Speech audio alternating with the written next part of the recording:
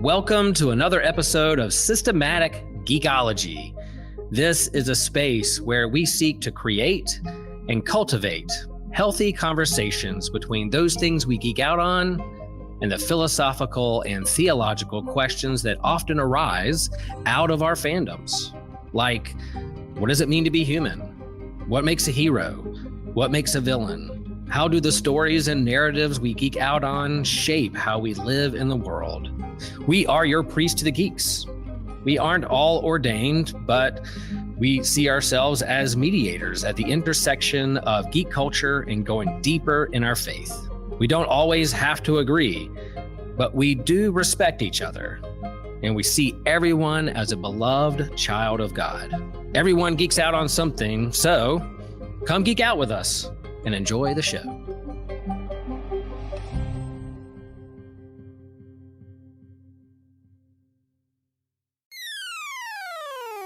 You're listening to an Anazal Ministries podcast.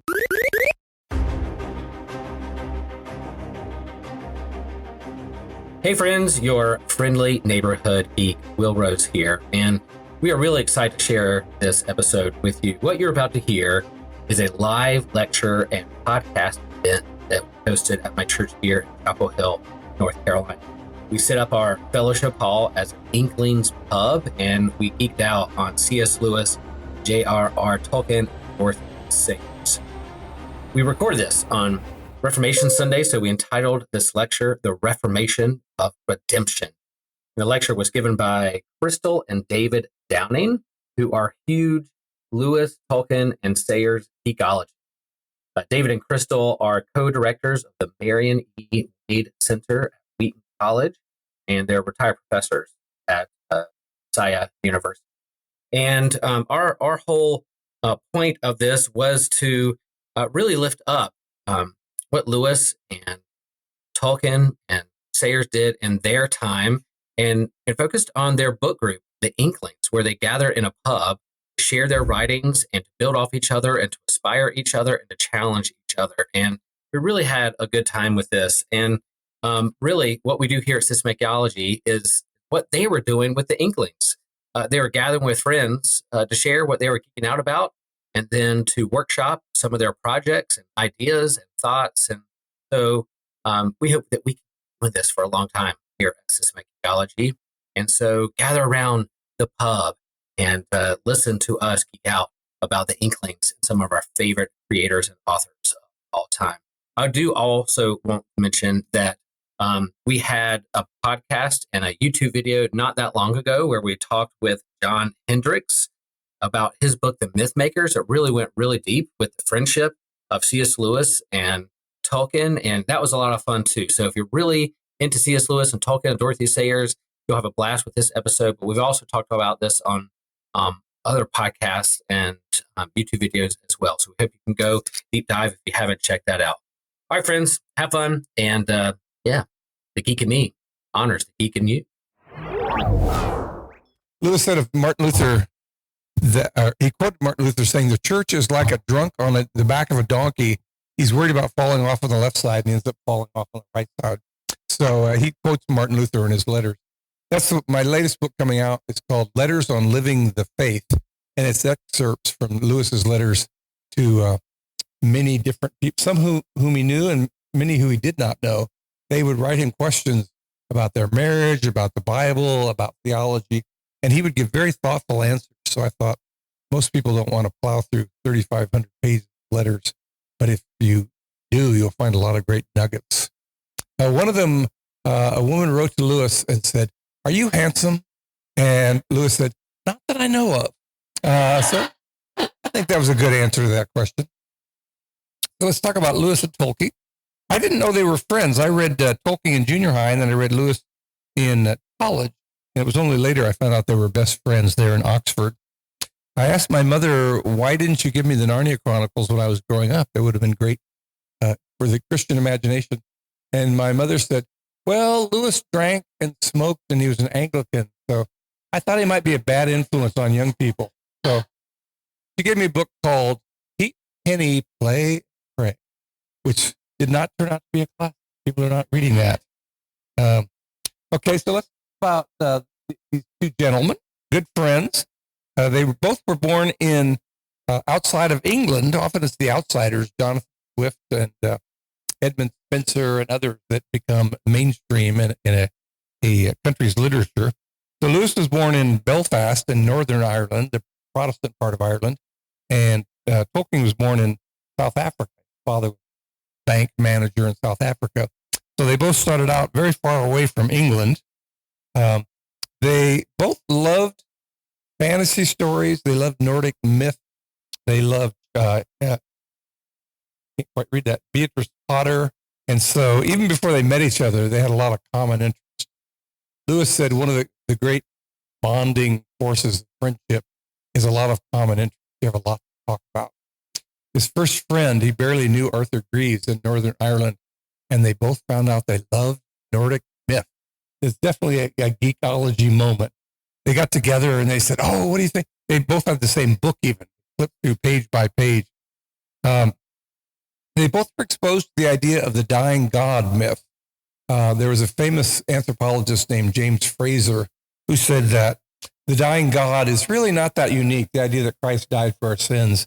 We have Osiris in Egyptian myth, we have Balder, we have Christ on the cross, Dionysus. And so he thought this is a very common motif.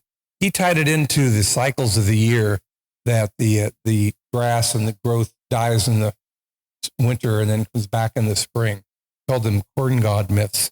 So Lewis considered this to be a very powerful argument against Christianity. Christ on the cross is just one more example of the dying God myth. But Tolkien reframed that motif for Lewis, and that was very important to Lewis's conversion. So Tolkien was born in 1892 and Lewis in 1898, so they had Victorian childhoods. They both had the trauma of losing their mother. When Lewis was 9 years old, his mother died of cancer, and within 2 weeks, his father sent him off to an English boarding school. And most child psychologists would say, that's not the way to handle having your mother pass away. Send him off to boarding school. For Lewis, this became a step away from faith. There's a good book called Mother Loss by Judith Wolfe, and says that when a child loses his or her mother, three common reactions are loss of faith in a benevolent God. How could a loving God take away my mother? The second is friction with the remaining parent. It's very hard for a father to try to be both parents. And Lewis's father was especially inept in that role.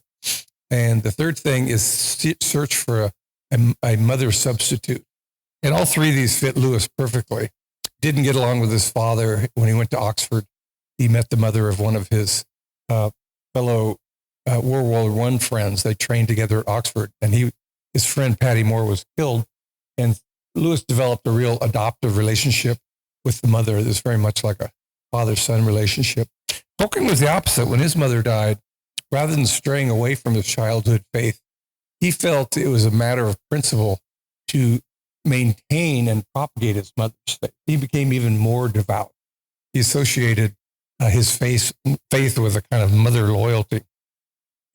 So they both heard about the childhood myths, the dying God myth, and then they both were accepted to Oxford. Lewis's examiner, they had like blue book exams. The examiner said, these are the best examinations I've ever seen the whole time I've been at Oxford. But then Lewis, he couldn't pass the math exam. They had a math exam called the Responsions, which was not much more than high school arithmetic. And Lewis had this strange blind spot when it came to numbers. Even his friends said when they would go to lunch with him and try to figure out the bill, he would, say, well, is this, finally he would just take a handful of paper and coins and say, can you tell me how much I owe you? He just couldn't figure it out. So they both went to Oxford, achieved great things as an undergrad, and then they both were called away to the war in France. And these are teenagers. Lewis arrived on the trenches at the age of 19. I've had some 19-year-olds in my college classes that I wouldn't trust with a paper route. So the idea that you're a lieutenant in charge of 100 privates and corporals in wartime. And Lewis was wounded in World War I. He was an English shell fell short, and so he got out of the war by being injured. Tolkien got trench fever and couldn't shake it, so he spent most of the war. They both spent most of the war in hospitals. One thing you notice about Lord of the Rings is you have a big battle, and then you have a whole chapter on recovering in a hospital, and people are visiting you in bed, and and Tolkien was very aware that, recovery time was a big part of the cycle of being a warrior. He's one of the first people to really deal with the fact that after the battle, there's a lot of people spending a lot of time in hospitals. Lewis said in Surprised by Joy, his memoir, that there were places you couldn't see a single blade of green grass. Everything had been shot up by artillery and machine guns, that everything was just mud and water and blood. And he said you'd catch your rubber boot on a piece of barbed wire and all this cold water would come into your boot. And then everybody had lice. And sometimes when you're trying to sleep in the trench, you feel a little nibbling feeling and some rats trying to decide if you're dead or not. So they both had extremely traumatic experiences in World War I, both of which got into their later books. In the Narnia Chronicles, in the last battle, the unicorns are coming to help the good Narnians, and they come over a ridge trying to join the battle. And the black dwarves, the evil dwarves, mow them all down with bows and arrows, and not a single unicorn makes it to the battlefield. And Lewis's stepson said that Lewis remembered in trench warfare, you're all in the trench, the lieutenant blows a whistle, you all climb a ladder and you try to cross no man's land. But the Germans were so ready for them, they had their guns pre-sighted. And so every single person would be shot down within 3 feet of the trench. They didn't even get a chance to run toward the Germans. Tolkien admitted that the scene in the death marches, not the death marches, when they're crossing over and they see all these heads and bodies in the swamp, that was his own experience. He was a message runner, and he often had to cross no man's land and step over bodies. So they both survived that and got into their fiction, and they met in Oxford after the war. This is Jack in 1919. He's about 21 there. There's Tolkien, and they are going to meet. The first time he met, Lewis wasn't that impressed with Tolkien. He was worried about Catholics and he was worried about linguists, and Tolkien was both. And the first time he met him, he said, he's a nice enough fellow as long as he gets slapped in the head every hour or so. So not the best report to start a friendship. But the two of them discovered that they both loved Norse myth. They loved Beatrix Potter, a lot of other anything with fantasy and fiction and getting away from the world. And they both became distinguished dons and professors after their undergraduate efforts. They got graduate degrees. Tolkien was at Merton College and Lewis was at Magdalen College. And the breakthrough for the two of them was when they were talking about their own fiction projects. And Tolkien said, "Would you be looking at something I wrote?" And Lewis read it and he loved it. And it was the first time Tolkien had gotten major encouragement for his creative writing. So from the two of them meeting and in sharing writings, they added some other friends, Hugo Dyson. They ended up being anywhere from 10 to 15 members that were sharing each other's writing projects. And that's the basis of the Inklings. The Eagle and Child is the pub there in Oxford, which is closed right now. They're renovating it and putting in hotel rooms, but they promise they will put back the rabbit room, as they called it. There's a back room where they would sit around and share their stories. The Eagle and Child, they called it the Bird and Baby. As you can see from the insignia, where'd that poster? Oh, there it is. Okay. Well, they called it the Bird and Baby because the bird is carrying off the baby.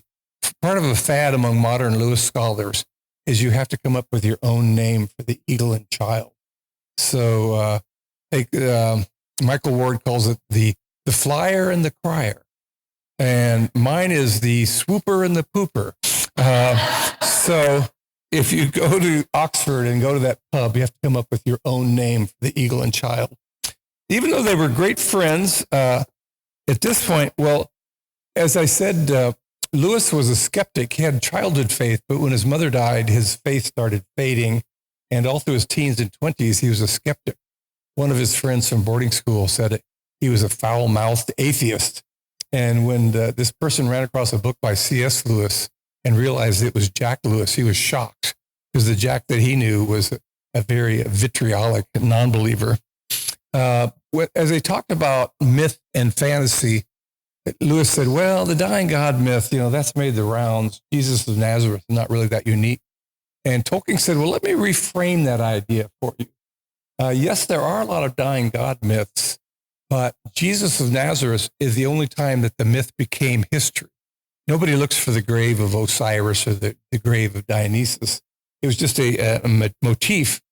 And he said, but in Christianity, the myth became fact. Mythology became history. And so the fact that there's so many of these dying God myths suggests that we all have an intuition of the need for redemption, the need for salvation from above. And this was very crucial for Lewis. He and Tolkien and another friend named Hugo Dyson talked until 3 a.m. about dying God myths, Christianity. And Lewis became a Christian soon afterwards. Now, at this point, Tolkien was writing parts of The Hobbit. He's starting on The Lord of the Rings. He had a lot of brilliant drafts. He called it my mad hobby. And he liked doing it for its own sake. He wasn't trying to publish. And Lewis said, this is wonderful fiction. You need to, get this ready and send it out to some publishers. And he actually had to harangue Lewis into submitting The Hobbit first and then Lord of the Rings later. Harangue Tolkien, what'd I say? Thank you. Yeah, Lewis harangued himself. There was a split personality that most people don't know about. Harangue Tolkien. So I was doing a radio interview once, and I said, if it wasn't for Tolkien, we might never have heard of Lewis. He would have become this great Christian writer. And if it wasn't for Lewis, we might never have heard of Tolkien because he might not have submitted his work. And the interviewer said, yeah, and if it wasn't for Lewis and Tolkien, we would have never heard of you. And I thought, wow, that's kind of uncalled for here. But it was a pivotal moment in their relationship and especially in Lewis's faith. Now, even though they were both friends and they both wrote fantasy, they actually had different views of what they were trying to accomplish.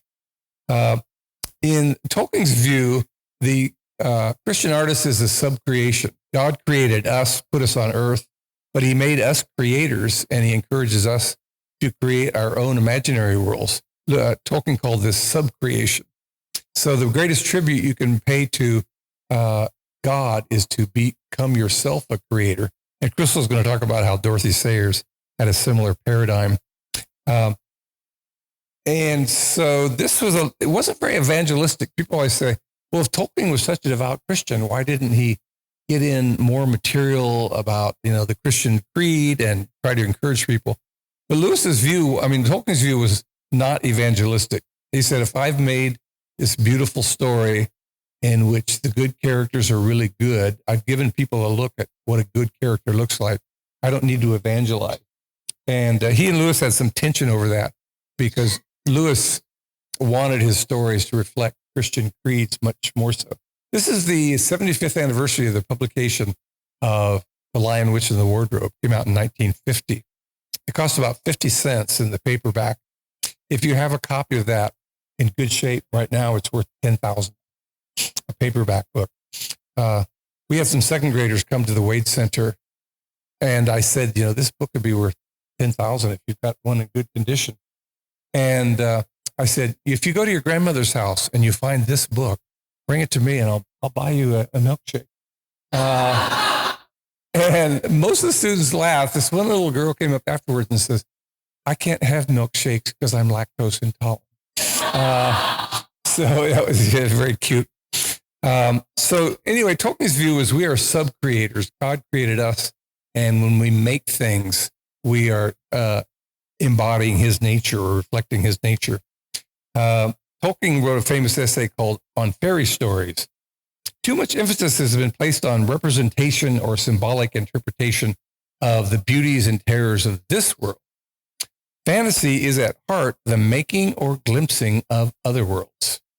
Fantasy is, I think, not a lower but a higher form. Indeed, the object nearly pure form, and when achieved, the most potent. So he was very into world making. His languages, he has 5 different languages in the Lord of the Rings. They actually are not made up languages. You can conjugate the verbs. You can see the singular versus the plural. He was a linguist first, and he actually started creating languages. And then he said, what kind of world would people use these languages? So he was amazingly thorough. Even his geography, he and Lewis both marched all over France in there. And so when you're reading about the 9 walkers leaving Rivendell, and it takes 2 weeks to get to their next destination, he said, I really tried to figure out how far can 9 people on foot travel in a day. And he built that into the Lord of the Rings. Amazing attention to detail. So Tolkien's view is more being a sub-creator.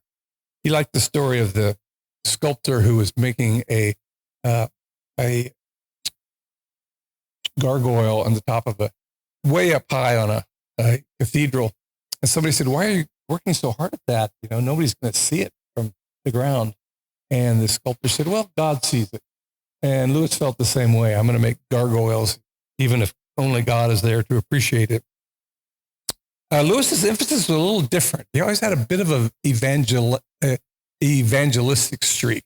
He liked Billy Graham. He said, I got a bit of the Bible thumper in me, he said. So Lewis said, creation as applied to human authorship seems to me an entirely misleading term. We rearrange elements he has provided. There's not a vestige of real creativity de novo in us, totally new. Try to imagine a new primary color, a third sex, a fourth dimension, or even a monster which does not consist of bits and parts from existing animals stuck together. Nothing happens. So he had more of a view that we take the creation we find and we transform it in our fiction. We don't try to be sub-creators necessarily. But Tolkien said fantasy is made out of the primary world, the world we live in, but a good craftsman loves the material and has a knowledge and feeling for clay, stone, and wood when only the art of making can give. So he saw the fantasy writer as a kind of a sub-creator, literally creating his world brick by brick. Even though Tolkien stressed that he wanted to be a sub-creator, quite a bit of things from the primary world got into his fiction. Gandalf means magic elf, and that shows up in the Elder Eddas. And so he liked that name and added that. The figures, he got a postcard from Germany, and they had the Berggeist, the mountain spirit of German lore. He actually got this postcard, and on the back of it, it says Gandalf. So he showed that image of the wizard with a big cloak and the wide-brimmed hat was a basis for Gandalf. Tom Bombadil was a Dutch doll that the children had. And one time, one of the brothers, there were 3 sons and a daughter, put the doll in the toilet, and it was all dripping. And Tolkien said, oh, well, I see he's been on an adventure. Tom Bombadil got too close to the brook, and the water nymph pulled him into the water. So that's why he's drenched. So he turned a childhood tragedy into a charming story, and then he would make up more and more adventures about Tom Bombadil, and he becomes a character in The Lord of the Rings. Borrowings from the primary world. Edith Tolkien, Lewis met they were both orphans. They were in an orphanage, and she loved to dance. One time they were taking a walk around the orphanage, and she went to a meadow and just started dancing in the sunlight. And Tolkien always remembered that. And you see that in a number of his stories, especially the story of Aragorn and what's her name? Oh, Arwen is one thing. Well, both Lucian and Arwen dance. As I say, Tolkien did a lot of revising. His first name for Arwen was going to be something like Bloodorthan. I can't remember it. And then he came up with Arwen. No, it was Fanulius. I'm sorry. Bloodorthan was his first name for Gandalf, and Arwen was called Fanulius. I would love to be at his elbow while he's revising. You see the word Fanulius for this beautiful young woman who dances, and then he crosses it out and puts in Arwen Evenstar. You've got to go, yes, good revision. He was amazing that way. J.K. Rowling took a big piece of shelf paper and she outlined all 7 books and all the character arcs of key characters, whereas Tolkien would just wing it. He loved the idea of Strider was originally a hobbit ranger named Trotter, and he was wise and been around all around the world, but he's hard not to laugh at it. And when they got in the snow of Mount Cahardus, Tolkien says, I can't have this wise leader being carried by humans. And so he decided to make him into a human ranger named Strider. I'm glad, Will, that you stressed that these are humans. You said a couple times these are human authors. They were not hobbits. Tolkien said, I'm a hobbit in everything but size. He said, I love bright waistcoats. I like beer and smoking, and I like adventures. So he identified quite a bit with his hobbit characters. Lewis's stories nearly always began with images. Tolkien's story started with words. He was grading blue books, and he came across a blank page, and it was such a relief. As a professor, I totally identify with this. You think you've got like 6 more pages of handwritten blue book, and you turn a page and they stuck together. And he said, all students should do this. So the paper was very rare. So he just wrote, in a hole in the ground, there lived a hobbit. And then he said, what is a hobbit? What do they look like? What are their habits? And so he started with the word hobbit before he invented the characters. After I read this anecdote, I was grading student papers, and sure enough, there was a blank page in the blue book. And I wrote, in a part of the bay, there lived a halibut. And I waited for the magic to continue, and it did not continue. So I'm not Tolkien. So for Lewis, it wasn't words, it was images. He said before he wrote Narnia, he saw a fawn with an umbrella on a snowy day, and he was dreaming of lions, and he saw a picture of this beautiful but cold queen.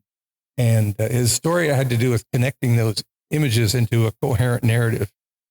Tolkien's story, I mentioned this, Tolkien's stories often began with an evocative word. Ha, Irindel, brightest of angels of Middle Earth, sent unto men. He read that phrase and he said, who is Irindel? He created a character in his mythology who's a sky sailor named Irindel. I mentioned the part about in a hole in the ground there lived a hobbit. Lewis tended, as I say, to be more evangelical. He was thinking about what's the effect on the reader going to be. He wrote that the whole subject of religion was associated with lowered voices, as if it were something medical. But supposing, by casting all these things into an imaginary world, stripping them of their stained glass and Sunday school associations, one could make them for the first time appear in their real potency. Could one not thus steal past watchful dragons? I thought they could. And Pastor Will mentioned translating Christianity into the vernacular, and that's one of Lewis's great passions. How do we take Christianity that is often too theological, too academic, and turn it into something that people can understand? It doesn't always work. I had a student when I was at Elizabethtown who said, I read The Lion, Witch, and the Wardrobe, and people say it's Christian, but I like the story, but why do people say it's Christian? And I said, well, Aslan dies for someone else's fault, and then they're heartbroken because he's gone, but then he returns and they're jubilant. Does that remind you of anything?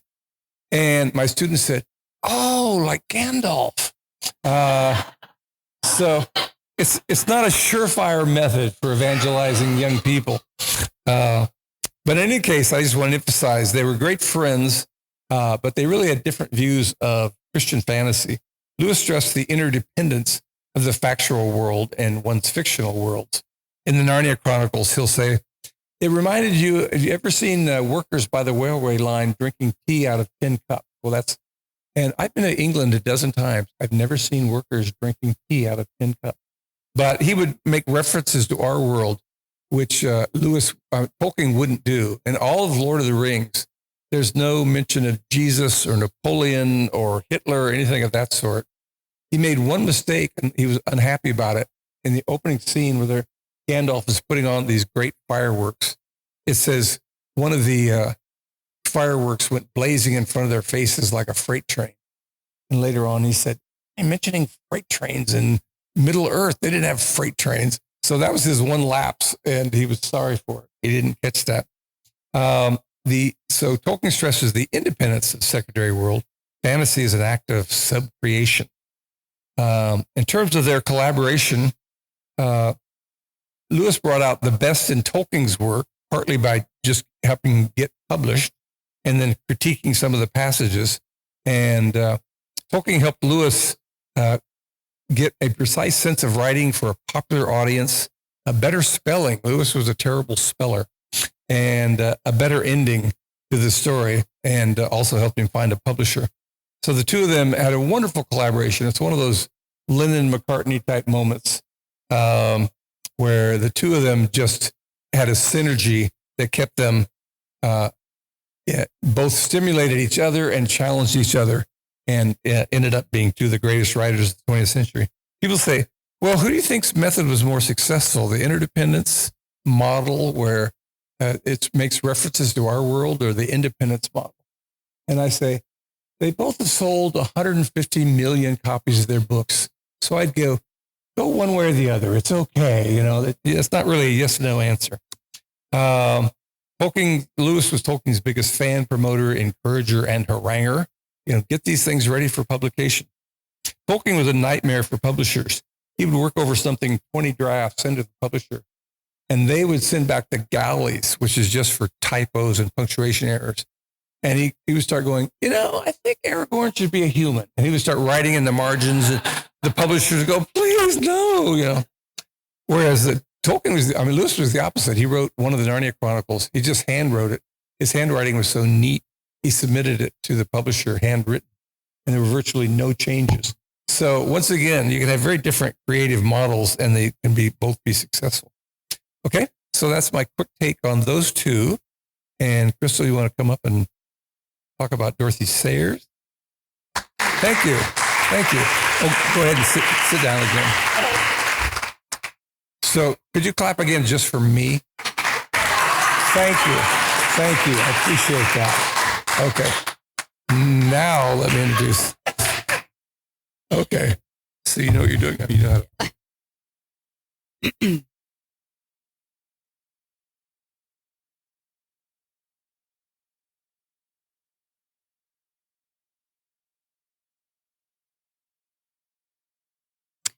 Okay.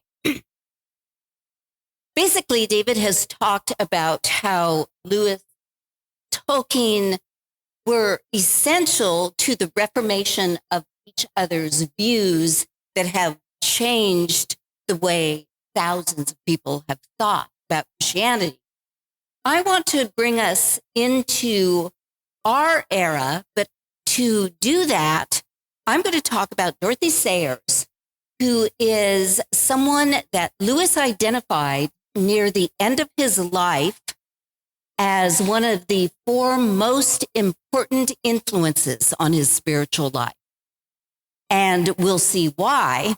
But to get us to relate it to our own times, I want you to think about an advertisement in our own times that I pulled out of a magazine, Spirituality Meets Artistry.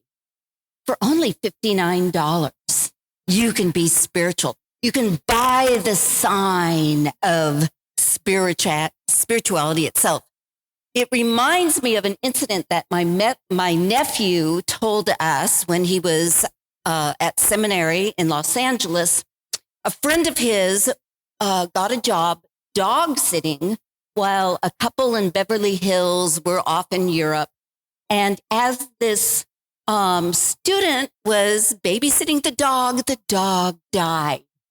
And so she called the people in Europe and said, oh, I'm so sorry. The dog said, and they said, it's okay.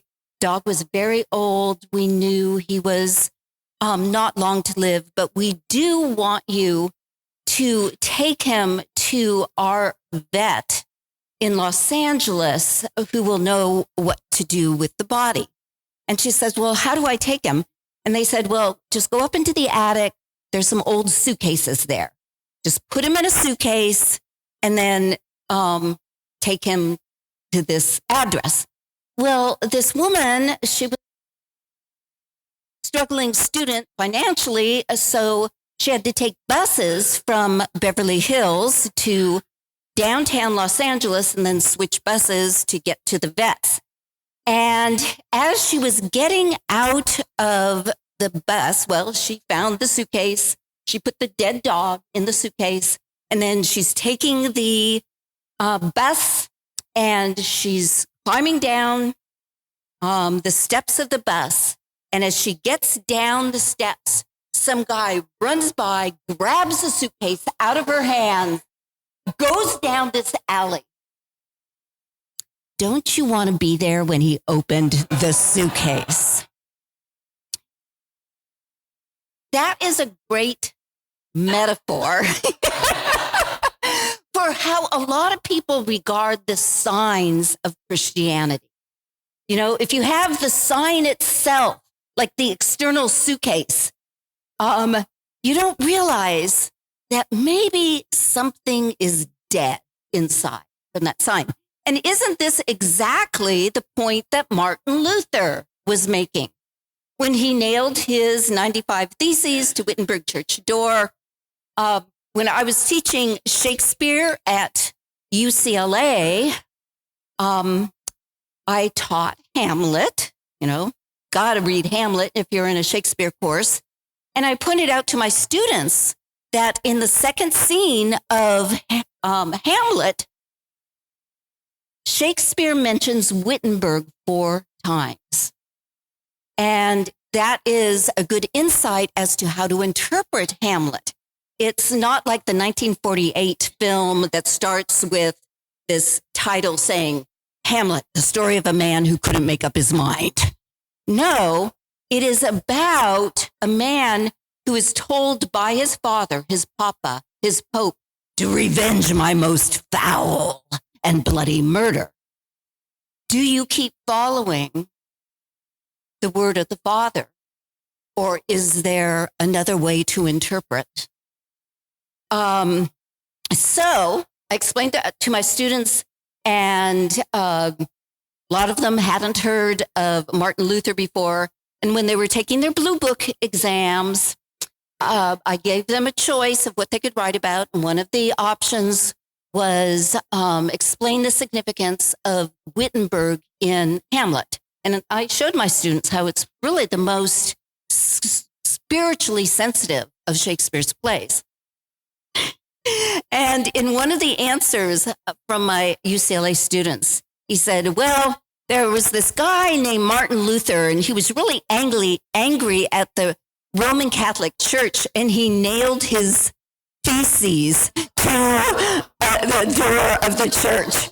And at the time, I go, I'm a horrible teacher. It never occurred to me to try to explain that. But luckily, you know about this incident. This is the day we celebrate it. And of course, the reference, he makes reference to the famous Tetzel, who was selling indulgences, and Luther makes up this jingle attributing it to Tetzel. As soon as the gold in the casket rings, the rescued soul to heaven springs. You know, it's similar. You could say, as soon as you buy our cross, Satan will be at a loss. You know, you just buy this certificate, you buy this sign itself, and you don't care that there's a dead dog inside. What contributed, as I'm sure you're all aware of, is the technology of their era. Part of the reason Tetzel and others were able to sell so many indulgence certificates is because of the printing press. And at the time, Rome was trying to build St. Peter's Cathedral, and so they just wanted more and more money. So once again, you just buy the sign of salvation. Tetzel actually proclaimed that his indulgence papers were so strong that even someone who had raped the Virgin Mary could get out of hell if they bought his papers. Yeah. Gotta just have the sign itself. Well, Martin Luther used that technology that was perpetuating this problem for the good. And we all know this, translating the Bible into the vernacular, and the printing press made it available. His sermons were printed up. He produced many pamphlets so that theology was no longer just in Latin. Well, this is very similar to this woman who influenced C.S. Lewis, Dorothy Sayers. But she was invited to write a series of radio plays about the life of Jesus. And radio was a new technology of her day. The 1930s is really when it spread into households. She had made her fame as a writer of detective fiction. She was much more famous than Agatha Christie in the golden age of detective fiction. And so here they just wanted this famous writer to write plays that people would listen to on the radio, new technology. The name of her plays are The Man Born to be King. Sayers spent a whole year reading the Gospels in the original Greek so that she could have a real sense of what's going on. But she wanted to be a reformer like Luther, who could get people to understand in the common language. And so there was a press conference for these radio plays in early December 1941. And she read a bit from one of her plays. And people were appalled because she did not use King James English. Now, I assume you know what the King James, I've spoken to some like high school groups and they haven't heard of King James English, but that's the authorized version written when, commissioned when Shakespeare was still alive. Some people have been speculating, maybe Shakespeare had a part in it just because it sounds like Shakespeare, but that's the way people talked back then. Sayers got hate mail from Christians. Christians tried to censor these plays. It was discussed in the House of Lords as to what they should do about this horrible defiance of tradition. Okay, but it gets even worse. Not only did Sayers not use King James English for Christ and the disciples, she actually had some of them speaking slang. Okay, gets even worse. Some of it was American slang. This was actually headlined papers in London. Plays about Jesus in American slang. And, a lot of the disciples were working class. Of course they spoke slang. They definitely didn't speak King James English. But there's something about, just like the indulgence paper, people want the sign of Christianity. King James English was the sign of traditional faith. You've got to hold on to that sign. And Sayers didn't.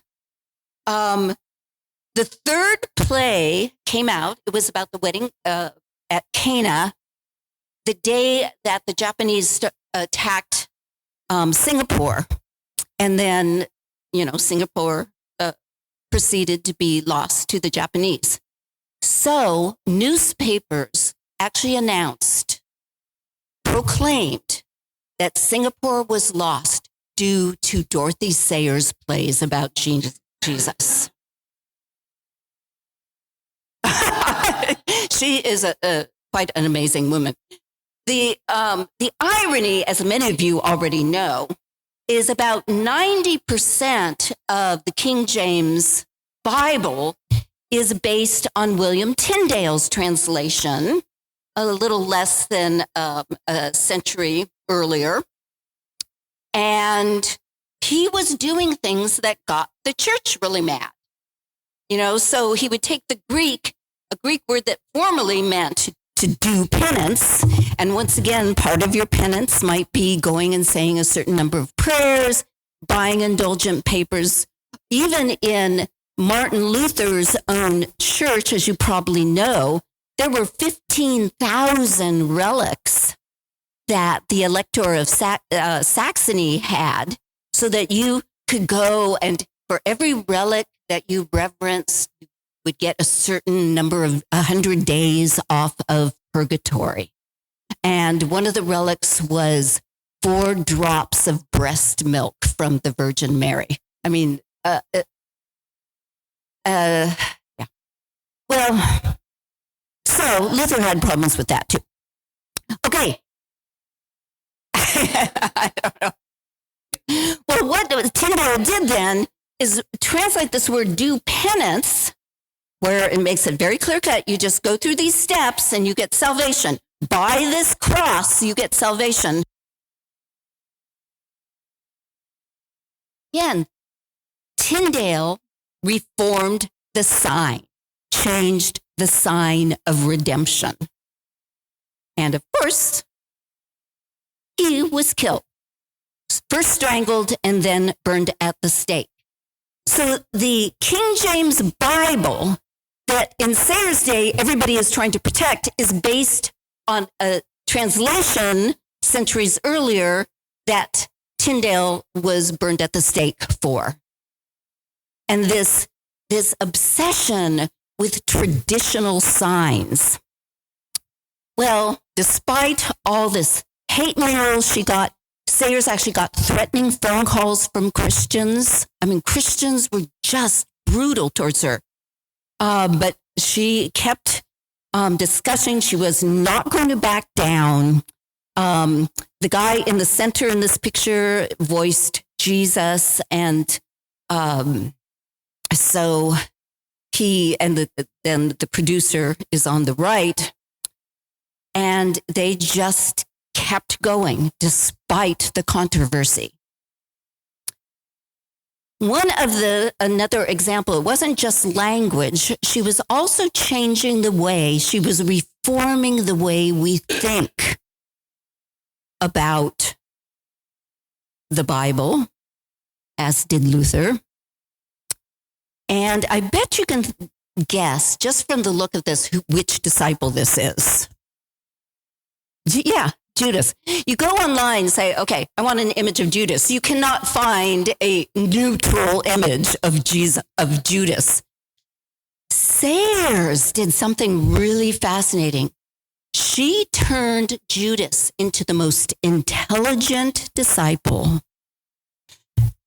The disciple who recognized that the Messiah wasn't going to be this political leader who comes in and overthrows the Romans, that the Messiah had to sacrifice his life to save others.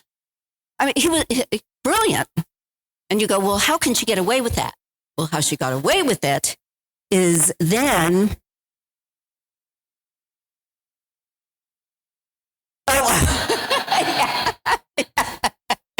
Yeah.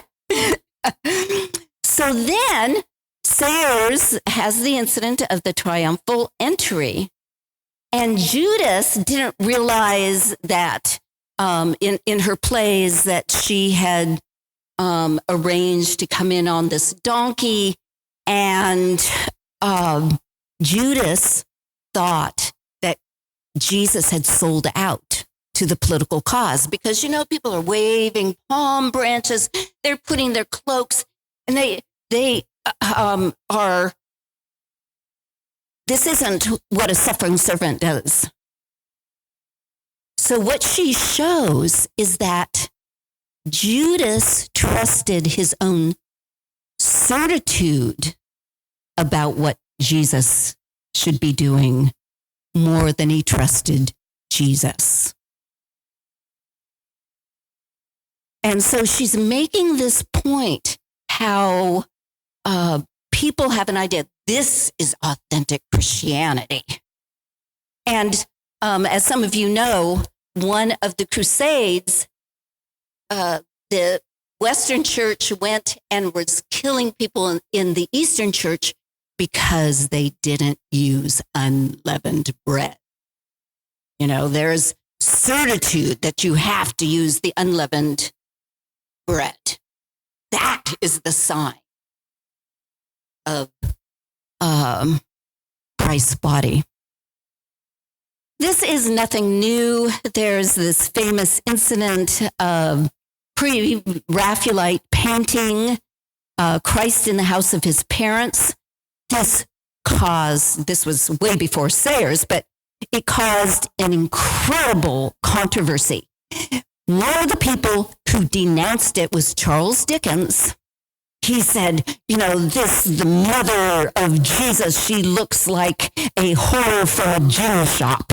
And people just weren't used to. And look how the boy Jesus, there's all this sawdust on the floor, and he's holding up his hand. Obviously, a nail has already pierced his palm. I mean, it's quite profound. And this is probably more like the way it was in Jesus's time than what the people back in the Victorian era were used to, like this, where this is the boy Jesus teaching in the temple when he's 12 years old, and he's all in silk clothes and surrounded by Corinthian columns. I mean, people want to hold on to these traditional signs, whether they are indulgences or King James English. Sayers commented on this, saying that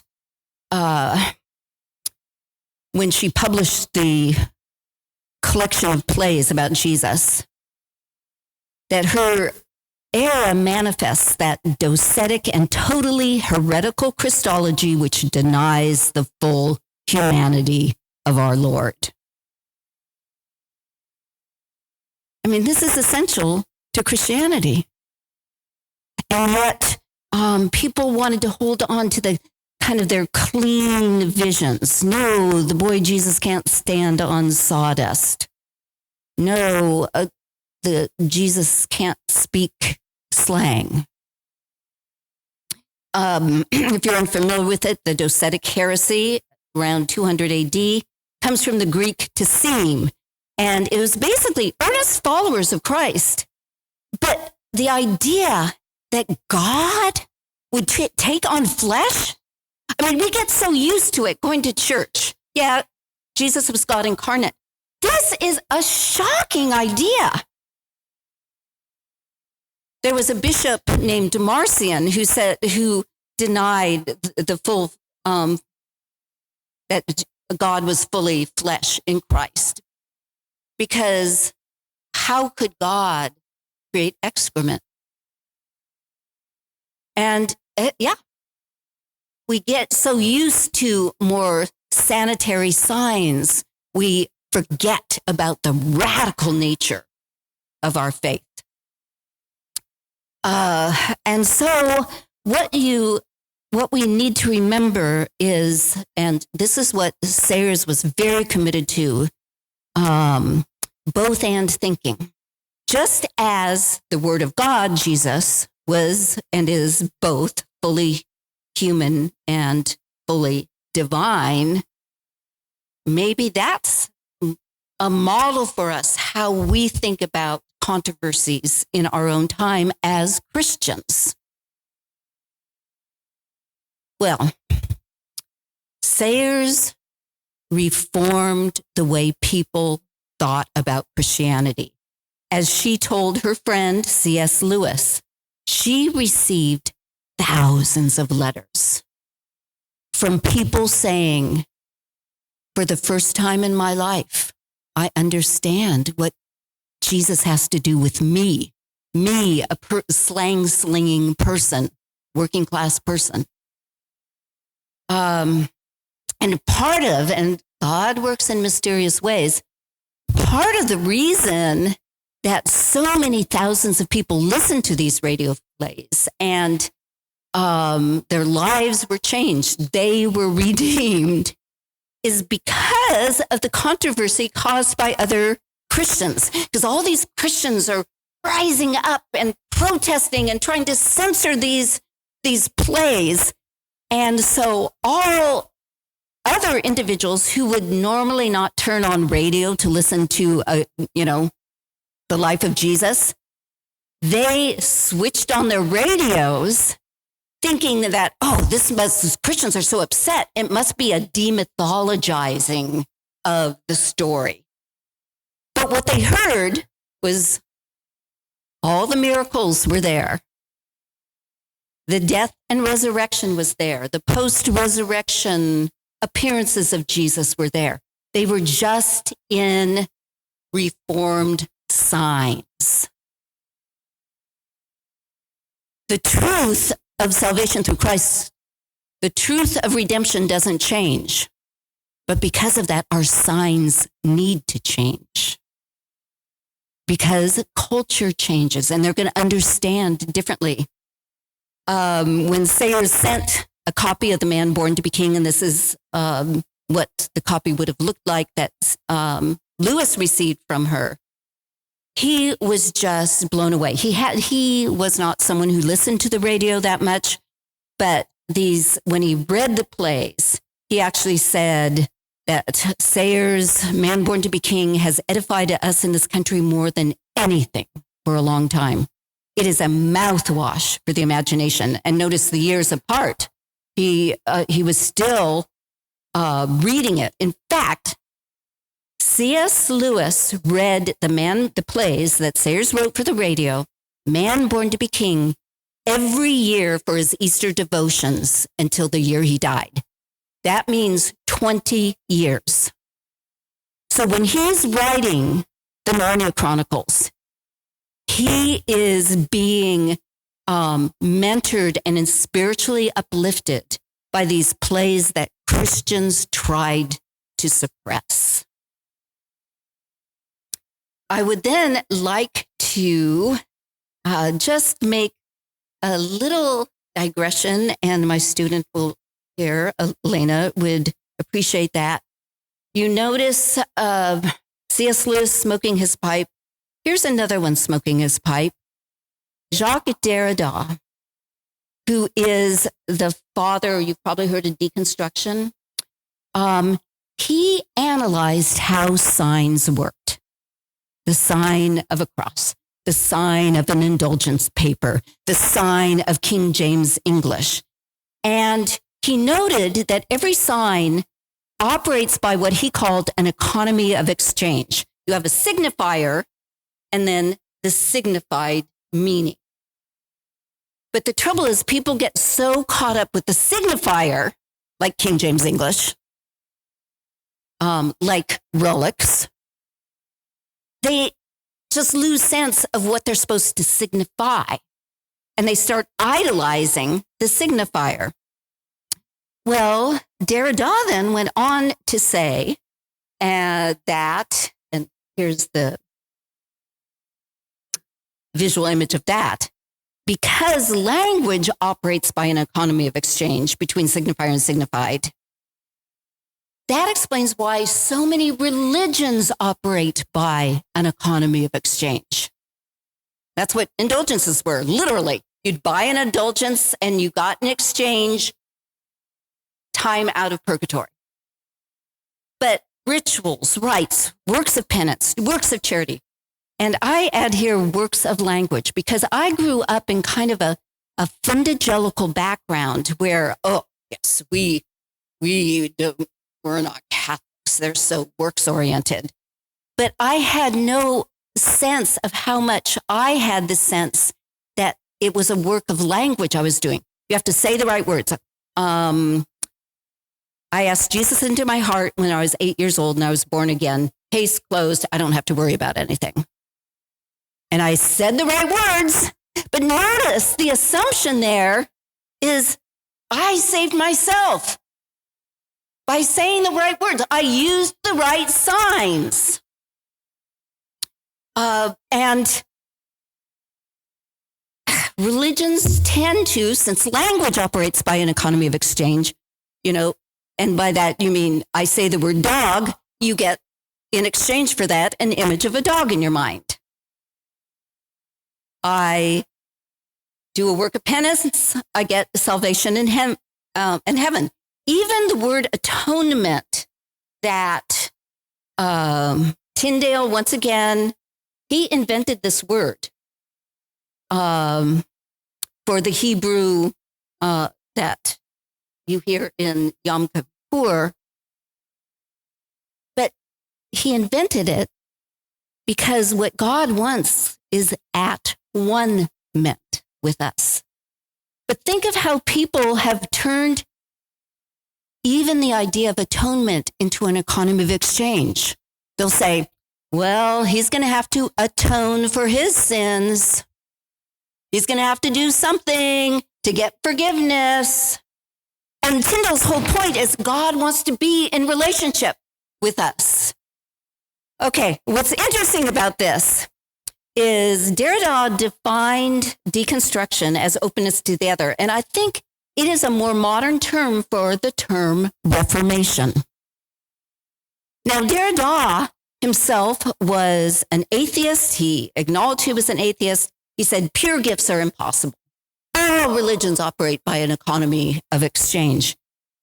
But he realized if deconstruction is openness to the other, then I have to be open to other ways of thinking of religion.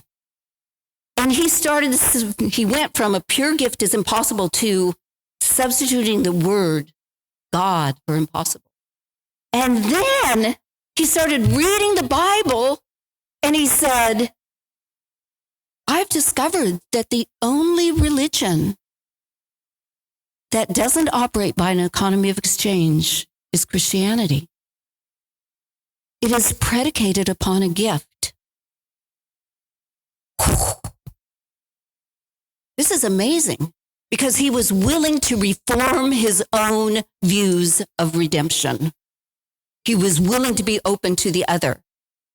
I'm going to skip. I was going to talk about political issues, the Peasants' War, but I want us now immediately to think of today. What is the technology we're struggling with today? Not Gutenberg's printing press, not the radio anymore, but how do we think about new technologies? How can we as Christians not just think of the problems they create, but how can we see both sides of the issue? How can we be both and thinkers, especially when it comes to AI, which is so controversial right now? And I think Luther gives us an answer, as do Tolkien and Lewis, because Luther had a community at Wittenberg University, and he had amazing support from his students, from other faculty.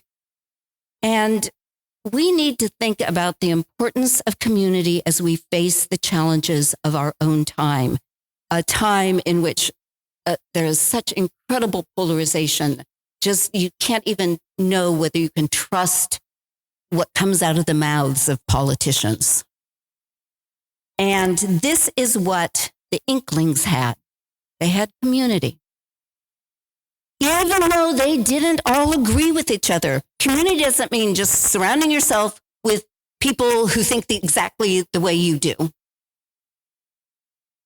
Tolkien was Roman Catholic. C.S. Lewis, Anglican. The person in between them, Owen Barfield, he was an anthroposophist.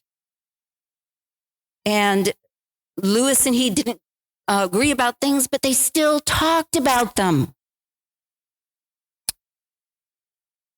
So for us, how can we develop communities that were willing to grapple with some of the problematic issues in our own time rather than just despairing about them? And this is a self-directed sermon because I'm in despair over our times. So what we need to do is to consider the possibility of the impossible. Getting away from the exchangism that so often corrupts Christianity to endorsing the impossible gift. And let me just add, that doesn't mean belief isn't involved, because if you're offered a gift, you have to believe it's been offered to you before you accept it, right?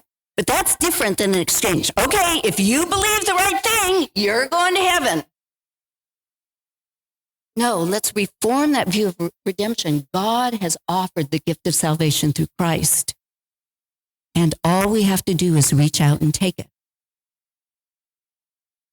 Thank you.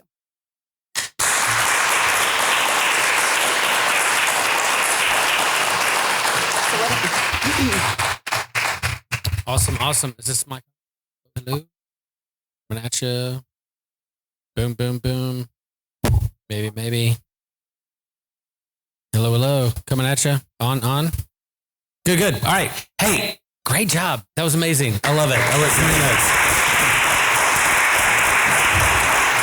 So I do want to enter a little time of Q&A and you guys bantering. I love this idea of doing this in community. So they were doing their thing in the Inklings and workshopping and hanging out and talking and helping each other with their own creative ideas and stories and working out their own salvation with fear and trembling in the 1920s, 30s, and 40s. Here we are in the 2020s and 100 years later, same kind of thing. So Dorothy Sayers dealt with like angry emails about like, what are you doing and how are you doing this? And here we are, the same kind of toxic message boards that comes around geek stuff and people mad that Star Wars was done this way and not that way. And how would you say like the comparison of like the Inklings and their community compares 100 years later? Have we learned anything? Are we doing the same kind of things? What does that look like in terms of the controversies around her? Like, why aren't you using this kind of language or this kind of translation, but yet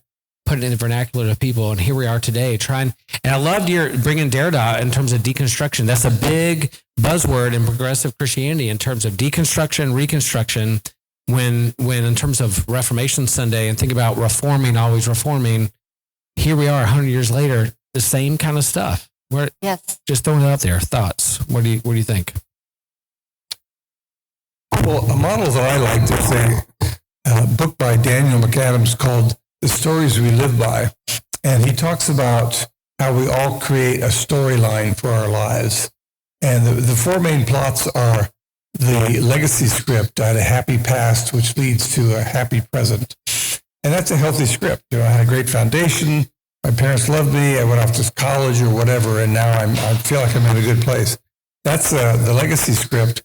There's also a positive script called the the overcoming script, which is I had a difficult past, but I've worked my way toward a positive present. Both Lewis and Tolkien had a overcoming script. They were very aware of their difficult childhoods, but they both felt like through friendship and faith, they came back to a very good place. The two less healthy ones, one is the nostalgic script, which is my good past led to a bad present. And so I had difficulties. I didn't get into college. My parents divorced, but I've worked things through, and now I'm glad where I am. Nostalgic script is I started out well, but now my parents divorced, something bad happened, and here I am as an adult and I'm not happy. The other one is the self-absolving script, which is my bad past leads to a bad present. I didn't get a break as a kid. My parents didn't support me. I didn't get into the school I want. And no wonder I'm so unhappy in my middle age. So this is Daniel McAdams on life scripts. What interests me, he says the two drivers of human behavior, one is agency. You want to accomplish something. You want to be in control of your life. You want to be recognized for your gifts. The other one is community or communion, where you want to connect with people. You want to be part of a group. So he's actually saying, if you sit down and think of flashbulb memories in your life, like they're going to be either positive because my agency was affirmed. I applied to a good school and I got in. I won this award in high school. And the negative would be I applied and I didn't get in, or I somehow or other I'm not as successful as I wanted to be. The community or continuity, the connectivity script, you remember I asked her to marry me and she said yes. I got elected to student council. Or the negative is she said no, I wanted to connect with these people and they rejected me. And the reason I bring that up is because the Inklings he says that often agency and connectivity are in opposition. So you're a middle-aged manager and you get a chance for a big promotion if you're willing to move to Detroit. But do you take your children out of school? Do you make your spouse leave her job? I mean, how much is your personal sense of agency going to overcome the community and connectivity you have with your family? And the reason I love the Inklings is they had that unusual formula where their sense of agency reinforced community and their sense of community reinforced their sense of agency. They would sit around and read a manuscript. They'd have very frank discussions about what was good, what was bad. And that was bonding. To talk about each other's writing projects was a great bonding approach. But it also spurred them to accomplish even more. You talked about the Lewis and Tolkien making an agreement. I'm going to write a space story and you write a time story. Yeah. So it's kind of a long-winded answer to your question, but I think we still can take this dynamic of the Inklings in which our sense of agency reinforces community and our sense of community actually encourages agency in individuals. So that's my rather long-winded answer to your brief question. Yeah, I'm really fascinated by we don't do this alone, right? Like Luther, we see him as this great reformer and he did his thing. He had his team, he had his friends, he had the people that supported him in his journey. And the same with the Inklings. I love that some of the greatest literary works of all time were because of some friendships that they were encouraging each other to do these things. And so this group that huddled together, and we huddled together on Sunday mornings or in small groups or with families and friends or book groups, systematic ecology, whatever, we gather together and we encourage one another and push one another and challenge each other. And Dorothy Sayers, this whole idea of her doing this thing, and then I don't know, there's something about this, the angry letters that were sent to her for doing this thing and pushing things. I don't know, it encourages me in some way because we live in this age of rage bait or Twitter controversies or whatever you want to talk about. People toxic message boards, but she still stood firm in what she believed of how to articulate the faith to folks out in the world, and it resonated with people. So I appreciate that. Dorothy Sayers was really committed to community. Just so much for connectivity. So I think even the church can build, and of course we have 1 Corinthians 12, Romans 12, about we all have different gifts.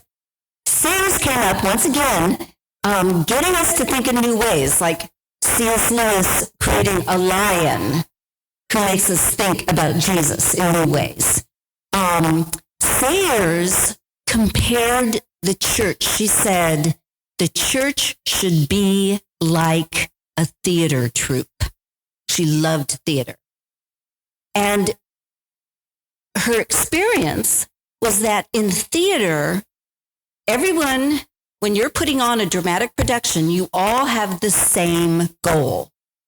And so everybody putting on the production realizes it's not just about the director. It's not just about the superstar actor that we got.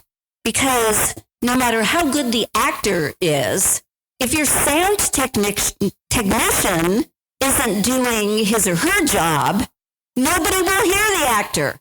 If the lighting technician isn't doing his or her job, you won't even see them on the stage.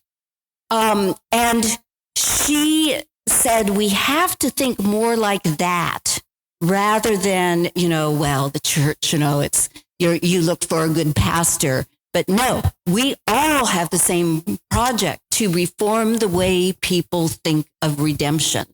And we all have important roles to play. And so we have to be identifying each other's gifts in community and reinforcing those gifts. Because there's certain gifts that, some people would probably like more than others, like the person who just moves the props on a stage production. But if the prop is in the wrong place and causes the main actor to fall and break his leg, no pun intended, I mean that. Or like math. I don't like, Yeah. Yeah. And so, liturgy means work of the people. And then Luther talked about the priesthood of all believers. It's not just the priest up front, but is everyone. We're all baptized. We all have gifts. We're all a part of this team together. And I think that's important in terms of how we do faith together. Are there questions out there?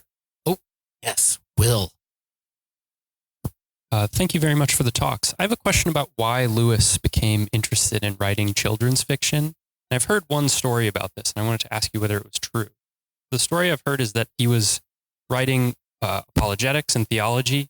He had a public debate with philosopher Elizabeth Anscombe, and this was like an overwhelmingly negative experience for him and like made an impact on his friends. It seems like they were under the impression that he found it like humiliating or unpleasant in something, and some people think that that's why he became interested in fiction. But I'm sort of like suspicious of this story, but I don't have any evidence one way or the other. So does that story seem true to you? Does it seem like justified? I think it is overstated. He did have a debate with Elizabeth Anscombe, who was a Wittgensteinian Catholic philosopher.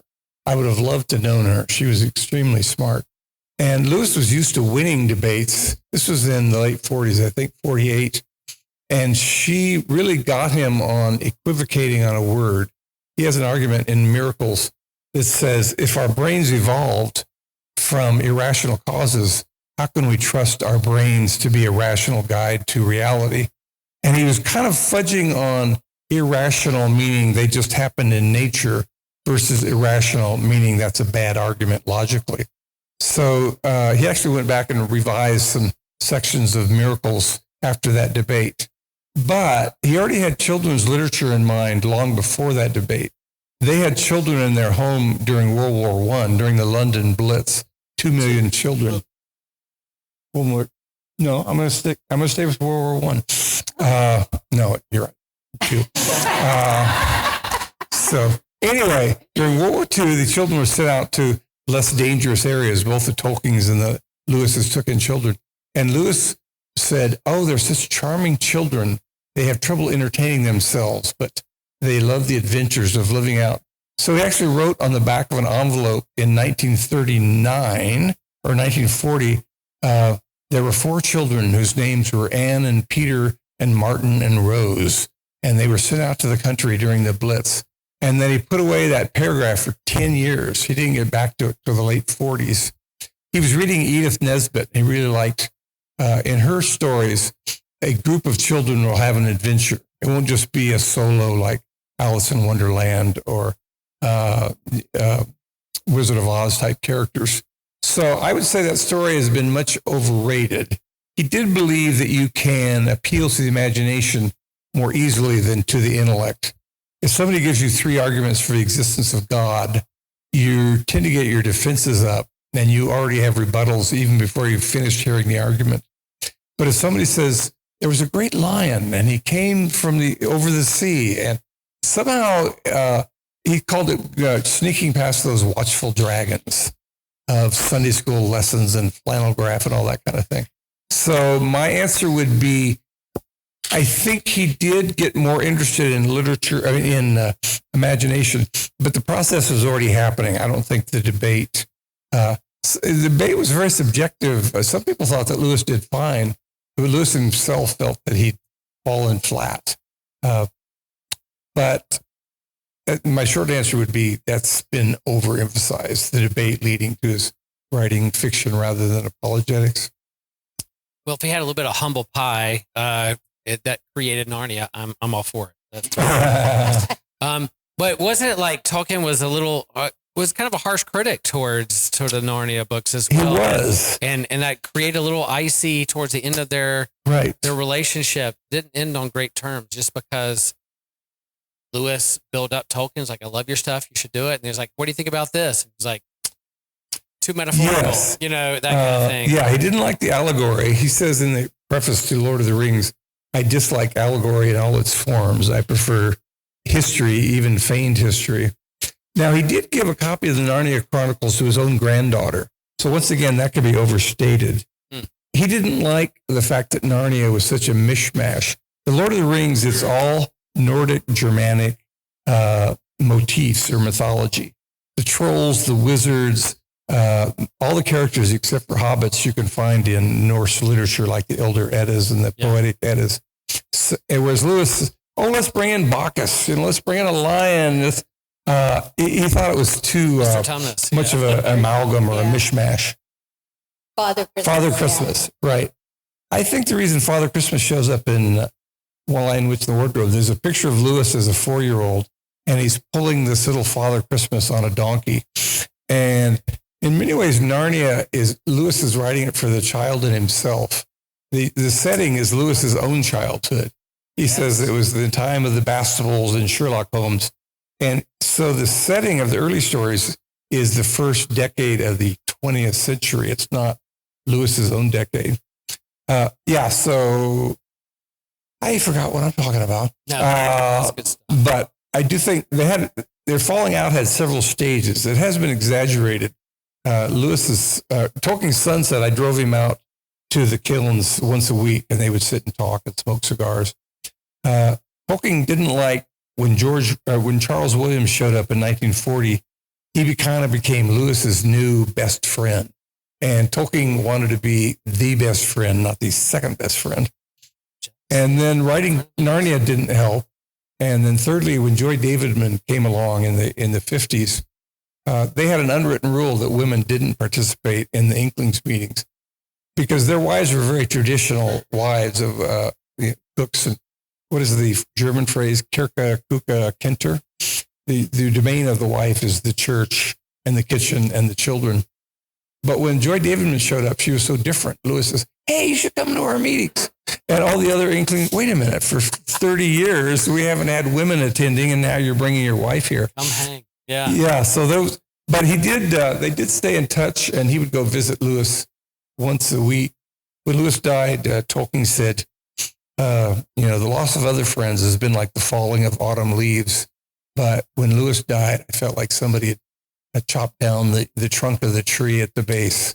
So he had a very profound reaction to Lewis's passing. Thank you both. This is such a gift after I graduate from college. So this is the 1700th anniversary of the Nicene Creed, I think, this year. And David, you mentioned that Lewis was more committed to sort of real narratives, and Crystal noted that this tension that many generations of Christians wrestled with, and how can God be human? And still figured that one out, that to the satisfaction of all professing Christians. So I'm wondering what you see in Lewis and Tolkien and Sayers in their struggle with these questions that might inform us today as we continue to wrestle with how we live in community, how we think about who God is in our world, and a very unique political.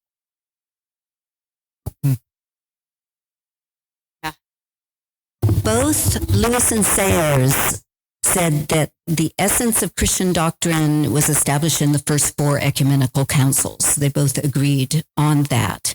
And since then, there are different definitions of how that becomes manifest, but they were comfortable with that.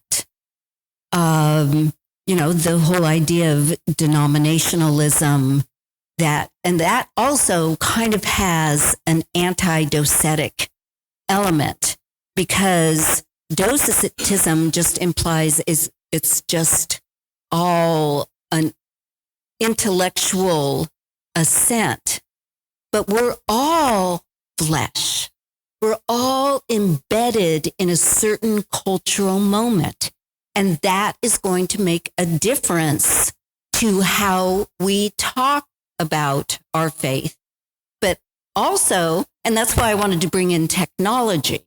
How can we, just as Sayers used the radio, just as Martin Luther used the printing press and didn't defy it, even though both were being used they had negative consequences as well.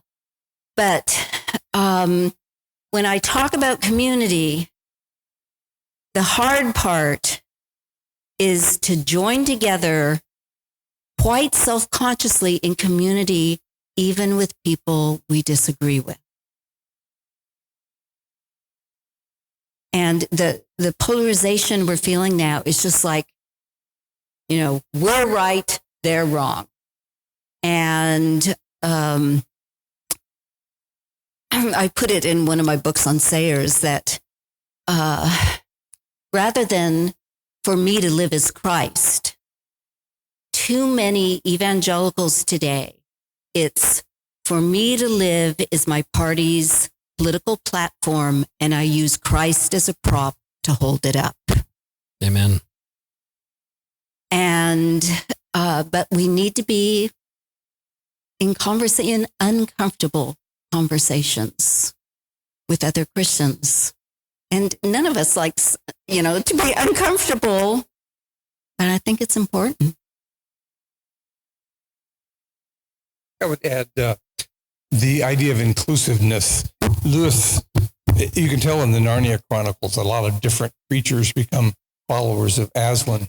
He liked the phrase mere Christianity because he grew up in Northern Ireland, and Catholics and Protestants were literally killing each other, not just debating, but killing each other. So he lost his faith for most of his teens and 20s. When he came back to faith, his best friend was J.R.R. Tolkien, and he went to Orthodox services. He had friends that were Orthodox.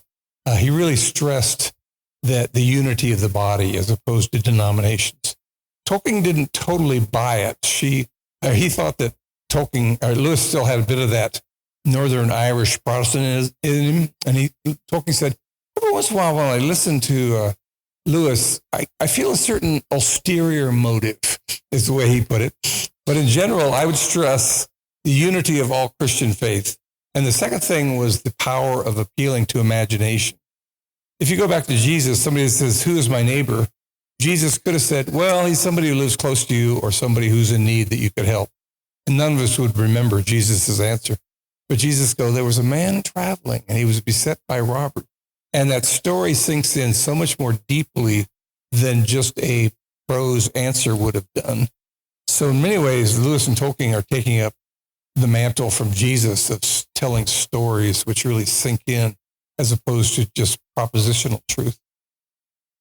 I love that when you shared that Tolkien started with, there was a hole in the ground and there was a hobbit. In the hole in the ground there lived a hobbit. And there was a hole in the ground, there lived a hobbit. And then the story goes. So that becomes a parable, that grand story that we dive into and derive meaning from and help frame lives. All right. So we're going to wrap up here in a minute. We do have a little book table here with some books here that are free books. We remember Frank Mikowski, who would be sitting here front row for this thing. Some of the books on that table is from his own library, Dorothy Sayers and others. So if you want to grab one and take it home with you, you can do that. So I'm going to ask one more question, and you, this is going to be challenging. But if you had to pick, like just one, you're on an island, You had one book to take with you. Oh. From like Dorothy Sayers or Tolkien or C.S. Lewis, just one. Which book would you take? You could only take one. Wow. You can only take one book. That's going to be with you on the island for the duration. Do I have to take my husband? No, just a book. Just a book. So which one of the books from all three of those, which book are you taking with you to that island to be with you to keep you company for the duration? Well, they asked that question to G.K. Chesterton, who was also one of the authors we collected at the Wade Center. Yeah. They said, if you're on a desert island, what one book would you want to have with you? And Chesterton said, I would like a book called A Practical Guide to Shipbuilding. I love it. All right, now I'm going to keep pushing you. C.S. Lewis, Tolkien, or Sayers. You have one book. What's your favorite one? Not necessarily favorite. What one are you going to carry with you on to an island? I would be like C.S. Lewis. I could reread over and over The Man Born to be King. And the first time I read it, I'm so used to the biblical accounts, I wasn't reading carefully enough, like what she does with Judas. And she does some brilliant things with the two thieves on the cross, giving them speeches, and one of the thieves, Justice, is totally mocking this Jesus and saying, oh, you think you're the king of the Jews, and Dismiss responds and says, oh, come on, hold back. He's just a little loony. Don't criticize him so much. And then Jesus says, verily, verily, Sayers writes, truly, truly, you will be with me in paradise. And all of a sudden, Dismiss, who was just kind of thinking of Jesus as this Looney Tune on the cross, he suddenly realizes, oh, you are who you say you are. I don't deserve this. And notice what I notice Sayers has done there is she's undermined an economy of exchange. We think the thief says, makes a statement, and then, oh, you said the right thing, you're getting heaven. But instead, she has him say it kind of to accommodate his looniness. And it's only after Jesus offers him the gift that Dismiss realizes what it really is. Wow. But see, the first time I read it, I was just going, yeah, there's two thieves on the cross. And so every time I go through it, kind of like every time I go through the Bible, I see different things speak to me at that moment in my life. So that Man Born to King. It's a good Reformation sermon. Good Reformation sermon right there. All right, David, what are you picking? I'd like the headline, Man Loses Time. Standing close to wife while that's right. What's your book? Weight of Glory. And other lessons. Book. This is C.S. Lewis. A great preacher. Mm-hmm. And the Weight of Glory is just spun gold. I know people have actually memorized it the way you memorize scripture. So that would probably be, my choice would be these 4 great sermons, the best of which is The Weight of Glory. I don't even know if I've read those. I'm going to look that up. That's great. Fantastic. Thank you so much. Fantastic job. We really appreciate it. Thank you. Thanks for coming out tonight. Thanks for coming.